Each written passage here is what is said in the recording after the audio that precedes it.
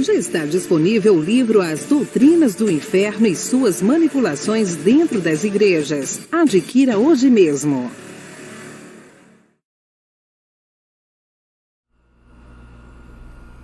Olá, abençoados! Graça e paz! Bem-vindos ao canal da Graça Pura, bem-vindo à festa espiritual que nós vamos hoje trazer um tema muito interessante para nós, né? Nós vamos falar do julgamento de Jesus, né?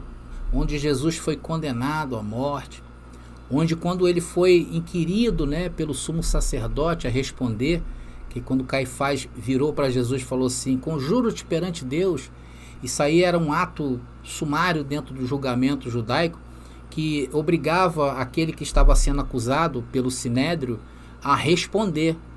Passivo ali, se Jesus ficasse calado, passivo a ser condenado sem ter uma defesa.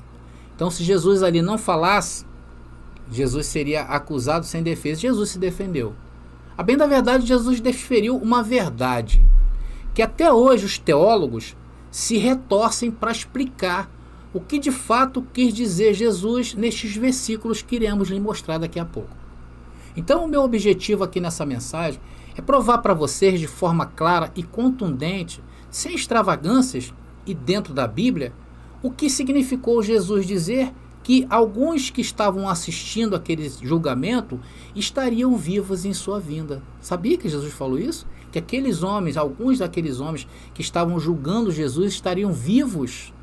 E isso já dura 2000 anos, não é verdade? 2000 anos que aconteceu esse julgamento de Jesus. Agora, como o cristianismo ensina essa passagem, né? Porque a perspectiva da vinda de Jesus para o sistema é que ele ainda vai vir. Virá em um futuro incerto, indeterminado. Amados, é por isso que eu te digo, chega de ser enganado por esses estudantes falidos dessa teologia medíocre que passou por cima de todo o contexto bíblico e que estamos vendo por aí formar líderes mesquinhos, pobres, espalhados por esse Brasil sem compromisso com as diretrizes da Nova Jerusalém. Porque buscam soluções para as mazelas humanas, e não são poucas, correndo atrás de quê? De políticos. E não da verdade da Bíblia. E nós aqui olhamos as Escrituras, que têm o poder de transformar pessoas comuns em cidadãos dos céus e habitantes da Nova Jerusalém. Bom, meus queridos, mas antes da gente entrar na mensagem, eu gostaria de pedir a todos vocês que ainda não se inscreveram em nosso canal, se esse canal tem te feito pensar, tem te feito você buscar, tem te irritado, né? Que de certa forma, se te irrita, você vai buscar. E isso é o que nós queremos, tá bom? Nós queremos que você busque a verdade. Se inscreve no nosso canal, você vai estar ajudando ele a estar aí por muitos e muitos anos aí dentro do YouTube, dessa plataforma. Se inscrevam, toque o sininho para que o YouTube te avise, curta as mensagens, porque se você amar, você vai curtir, se você vai amar, se você vai até compartilhar aí nas redes sociais que vocês pertencem, para que outras pessoas também estejam no mesmo nível que você e que o Brasil seja transformado por essas pessoas realmente que são agentes da Nova Jerusalém e que estão transformando vidas. É por isso que eu te digo, abençoado querido, vem para a graça que eu te explico. Agora é a hora da palavra. Bom, queridos, vamos ao tema de hoje, né? Então, quando Jesus foi intimado pelo sumo sacerdote e Jesus tinha que falar alguma coisa, Jesus disse uma frase que foi o motivo de sua condenação. Jesus disse que ele viria nas nuvens.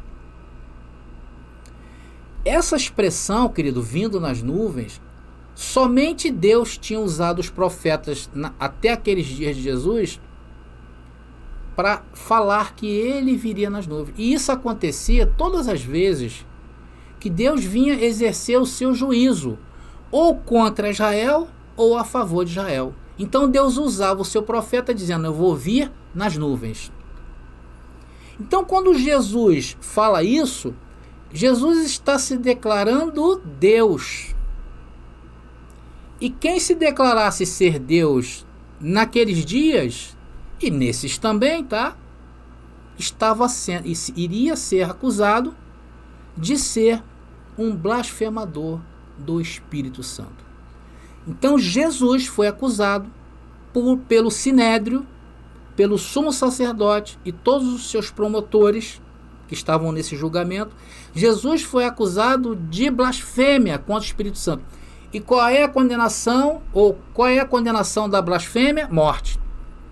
Porque não há perdão para a blasfêmia contra o Espírito Santo. É isso mesmo.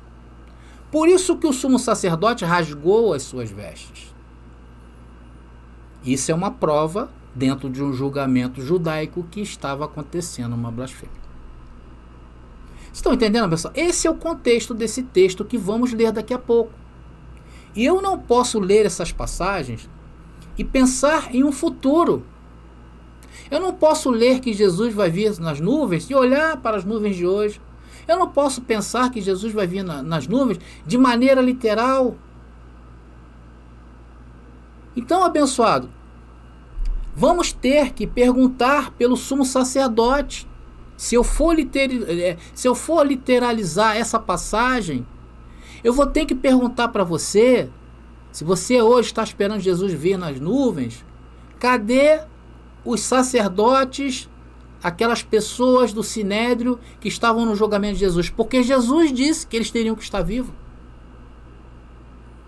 Esse é a espinha na garganta da teologia de hoje.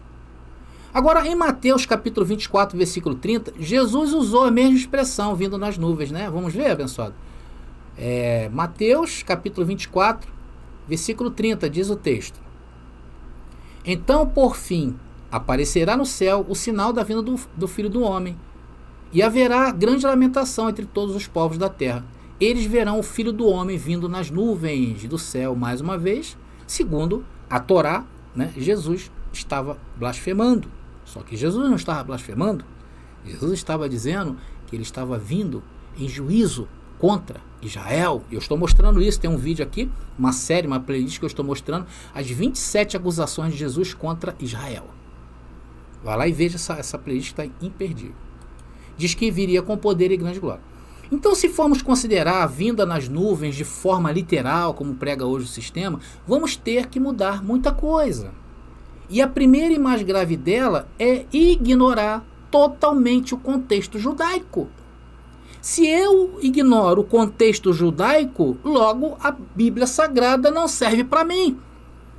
Por isso que o sistema religioso usa a Bíblia de fachada, porque eles não creem, eles não estão contextualizados dentro do contexto judaico. Quem está fora do contexto judaico bíblico não está nas Escrituras, divaga em seus pensamentos. E Jesus usa essa mesma terminologia usada por Deus em várias passagens do Antigo Testamento para o sumo sacerdote. Vamos ver, abençoado, essas passagens em que Jesus estava sendo julgado e isso estava acontecendo? Vamos lá, vamos ver. E se encontra, são duas passagens na Bíblia que tem.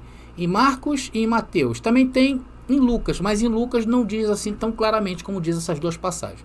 Vamos ler uma só, que uma é mais ou menos igual à outra. Vamos ler Mateus capítulo 26, versículo 64, que diz: Disse-lhe Jesus, tu o disseste, digo-vos, porém, que vereis em breve o Filho do Homem, assentado à direita do poder, e vindo sobre as nuvens do céu. Isso é uma blasfêmia. Então essas passagens são evidentemente o mesmo evento e o mesmo período para o qual é feita essa referência. Agora, a linguagem de Jesus é clara. Jesus está dizendo aí que as pessoas a quem ele está ali naquele momento, a quem ele aborda, ou algumas delas, testemunhariam o evento previsto, que era ver ele vindo sobre as nuvens. É claro isso, é ou não é? Então, se essa palavra vereis não tivesse nesse texto aí sim poderíamos então considerar uma futurização aqui que cabe mais de 2000 anos, como ensinam hoje o cristianismo tradicional. Mas o problema é que tem essa passagem vereis. Isso aí implica que essas pessoas teriam que estar vivas para testemunhar esse evento. Jesus limita a sua vinda para aqueles dias, sim ou não? Quando Jesus inclui essas pessoas no cenário da sua vinda, ele está limitando que a sua vinda seria para aqueles dias e não para os dias de hoje. Sim ou não? Eu estou mentindo para vocês? Eu estou trazendo alguma extravagância de hoje? Estou vendo Bíblia. Mas só essa passagem aí já seria necessário para se estabelecer uma nova visão, reformular a teologia sobre a vinda de Jesus. Sim ou não? Mas o que faz os estudantes do sistema religioso? Ignoram. Logo, esses versículos se tornaram espinha na garganta deles. Então Jesus disse ali a seus juízes que eles, ou alguns deles, viveriam para testemunhar seu juízo em seu reino, a sua vinda. E o entendimento correto desse texto entra em harmonia com outros textos. Por isso que aqui nós falamos sempre que nós pegamos os textos obscuros da Bíblia e vamos à Bíblia em textos parecidos, só que de forma mais clara. Agora, o futurismo os coloca cada vez mais na parede, distante da sua interpretação, porque eles terão que dar conta não somente desses homens que estavam assistindo o Sinédrio, como também conta dos soldados romanos, terão que dar conta de João, terão que dar conta de Timóteo, porque todas essas pessoas se incluíram na vinda de Jesus. E Jesus as inclui também. Abençoados, inclusive, foi um tema que eu fiz aqui nesse canal, se não me engano, há 2 temas atrás, que eu trouxe 9 sinais da vinda de Cristo. Um excelente estudo para você. Então, seriam 9 sinais ou pessoas que viveram nesta época de Jesus, que teriam que estar vivos nos dias de hoje para se consumar a vinda de Jesus. Se você não viu, são 9 textos bíblicos que eu mostro que Jesus, ou colocando as pessoas inseridas na sua vinda, ou então as próprias pessoas da palavra de Deus, das Escrituras, dizendo que estariam vivas. Se você não viu, vai lá e veja, tá? Vou estar deixando as descrições e também nos cards aqui em cima vai aparecer mais na frente. Então, abençoados, esta declaração ela está em harmonia com o que o nosso Salvador disse, por exemplo, aos seus discípulos lá em Mateus capítulo 16, versículo 27 e 28. Vamos ler, abençoado? Mateus capítulo 26, 27 e 28. Vamos ler. Diz ali: o Filho do Homem virá na glória do seu Pai com seus anjos. Em verdade, eu digo a você que há alguns que estão aqui, aí, abençoado, que não experimentariam a morte, tá? Ou seja, em algumas versões de estariam vivos. Aí está errado. Que não gostariam morte, está errado essa palavra aí, tá? Desculpa aí, os abençoados, na hora eu não vi. Mas aí o texto diz que não provariam a morte até que tenham visto o Filho do Homem chegar no seu reino. Abra sua Bíblia e confira, tá? Então, abençoado, essas pessoas que Jesus falou tinham que estar vivas nos dias de hoje. Inclusive tem uma versão bíblica, a Textus Receptus, dessa passagem aí, que dá até o número de pessoas que estavam ali ouvindo Jesus falar isso e que teriam que estar vivas hoje. E a verdade, querido, desses textos que estamos falando, todos eles se cumpriram no prazo de uma geração. Jesus está limitando a sua vinda a uma geração. Não foi o que ele disse em Mateus capítulo 24, versículo 34? Vamos só ler porque a gente já conhece, né, pessoal? Mas vamos colocar aqui para provar e procurando a tua Bíblia aí, tá, por favor. Esta geração certamente não passará até que todas estas coisas tenham acontecido. E falar de geração entre os judeus era muito comum e tradicional, fazia parte da cultura judaica. Porque foi um povo marcado por Deus por sua travessia no deserto que durou 40 anos. O tempo de uma geração para os judeus daqueles dias. Eu não posso descontextualizar isto. E essas histórias, elas são bem intensas, tá? Para a cultura deles. Até os dias de hoje. É um povo que respeita muito a sua história. E naqueles dias de Jesus também. Por isso que Jesus, ao falar para todas aquelas pessoas que elas estariam vivas quando ele viesse, tinha que se cumprir. E aconteceu o julgamento do Senhor sobre a nação no ano 70 depois de Cristo, quando o templo veio abaixo. Por isso que podemos dar a certeza que a vinda de Jesus foi nessa ocasião. Vocês estão vendo como a nossa interpretação é limpa, é coerente. Ela é coerente à própria palavra e não ao homem. Porque a vinda de Jesus para os dias de hoje se tornou o quê? Fonte de renda. Por quê? Porque colocam as pessoas em uma cena que não vai acontecer. E eles dizem que vai acontecer, grande e terrível dia do Senhor. E somente quem está dentro dessa igreja, as denominações, é que se salvarão. E aí você fica indefeso. Você não tem defesa. Não te ensinaram o contexto judaico. Eu estou te mostrando o contexto judaico. Então, essa forma que nós pensamos é uma forma coerente, sem obscuridade, nem ambiguidade. Não há como você ter dois textos aqui, dois pensamentos. Então, pensando desta maneira, existe como interpretar as palavras de Jesus, que nós estamos estudando aqui, que se refira a um tempo solto no espaço para um futuro indeterminado? Será que existe? Nós podemos dizer que a interpretação que encontra nesta cena que estamos analisando aqui, do julgamento, que os judeus no Sinédrio deveriam testemunhar, não um evento distinto e particular, e sim um processo prolongado e contínuo que dura 2000 anos, que começou na ressurreição de Cristo e ainda está em andamento até os dias de hoje e vai continuar até o dia de Jesus vir nas nuvens. Será que nós podemos dizer isto? Como? Que tempo é esse longo? E Jesus falou da geração, algo muito sério. Claro que não, meus amigos. Claro que não, meus irmãos. Alguém enganou vocês. Claramente as palavras só podem se referir a um evento definido e específico. Jesus falou sobre isso.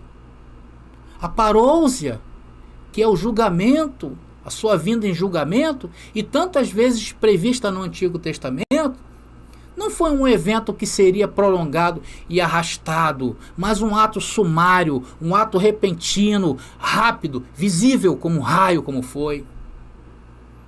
E nesta declaração de nosso Senhor, nós encontramos então uma confirmação adicional de suas afirmações anteriores de que sua vinda em julgamento aconteceria durante a geração existente. Jesus falou assim: vocês estão assistindo esse tribunal, vocês verão o Filho do Homem vir nas nuvens com poder e glória. Alguns de seus juízes ali naquela hora, bem como alguns de seus discípulos, deveriam testemunhar isso. E essa declaração não teria sentido se não implicasse que eles testemunhassem com seus próprios olhos em carne, ou seja, em vida. Estão entendendo, abençoado? Vocês estão entendendo como essas coisas, elas são claras como o dia. Não há como nós descontextualizarmos isso. É um crime. É um crime literal. O que estão fazendo hoje com as Escrituras é um crime. E nós somos defensores da palavra pela palavra. Então, abençoados, estamos chegando aí ao fim dessa rápida reflexão sobre o que Jesus disse, que alguns lá que estariam naquele julgamento de Jesus teriam que estar vivos se Jesus ainda viesse nos dias de hoje. Como esse é o contexto fora da Bíblia, nós fomos dentro da Bíblia e achamos ali o contexto certo, que eles viram sim, porque aconteceu, foi quando o templo de Jerusalém veio abaixo, a cidade destruída, mais de 200 mil mortos naquele evento, na guerra entre Roma e Israel, e ali aconteceu o grande dia e terrível do nosso Senhor. E hoje nós estamos sim em novos céus e nova terra. Estamos aqui transformando vidas, porque essa palavra tem transformado vidas. Não sou eu que transformo, é o Senhor que transforma pela sua palavra. Aqui nós somos lavados pela palavra. Aqui não dizemos que as Escrituras não têm valor, muito pelo contrário, a valorizamos e colocamos em seu devido lugar, a respeitamos e a defendemos. Tá bom, meus amados irmãos? Bom, eu vou ficando por aqui. Graça e paz e até a próxima mensagem. Já está disponível o livro As Doutrinas do Inferno e Suas Manipulações Dentro das Igrejas. Adquira hoje mesmo. Você pediu nossos estudos em apostilas? Já chegaram e estão disponíveis. Elas estão divididas em 10 temas com referências, esboços e comentários. Ideal para quem quer ensinar em família, em reuniões ou mesmo para quem deseja abrir um canal no YouTube. Faça contato agora mesmo pelo nosso WhatsApp 21 979 87 46 68 21 979 87 4668. Nossas apostilas foram feitas para você ensinar com qualidade e harmonia com a palavra.